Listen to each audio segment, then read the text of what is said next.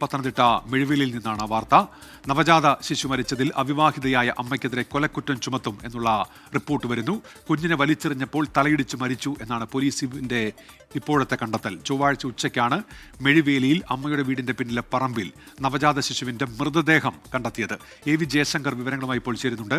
ജയശങ്കർ, കൊലക്കുറ്റം ചുമത്താനാണോ പോലീസിന്റെ തീരുമാനം? അതായത് പത്തനംതിട്ട മെഴുവേലിയിൽ നവജാത ശിശുവിനെ മരിച്ച നിലയിൽ കണ്ടെത്തിയ സംഭവത്തിൽ അവിവാഹിതയായ അമ്മയ്ക്കെതിരെ കൊലക്കുറ്റം ചുമത്താനാണ് നിലവിൽ പോലീസിന്റെ ആലോചന.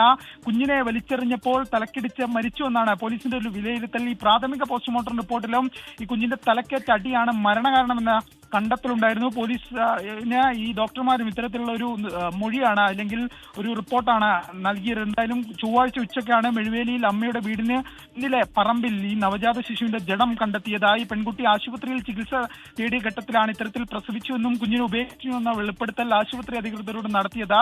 പിന്നാലെ പോലീസ് നടത്തിയ പരിശോധനയിലാണ് ഇത്തരത്തിൽ കുഞ്ഞിന്റെ ജഡം കണ്ടെത്തിയത്. കാമുകനാണ് ഗർഭത്തിന് ഉത്തരവാദിയെന്ന് പെൺകുട്ടി എന്തായാലും പോലീസിന് മൊഴി നൽകിയിരുന്നു. ഈ വിഷയത്തിലാണ് ഇപ്പോൾ ഈ പെൺകുട്ടിക്കെതിരെ കൊലക്കുറ്റം ചുമത്താൻ പോലീസ് ഉദ്ദേശിക്കുന്നത്. കാരണം ശരി, AV ജയശങ്കറാണ് വാർത്തയുടെ വിശദാംശങ്ങൾ നൽകിയത്.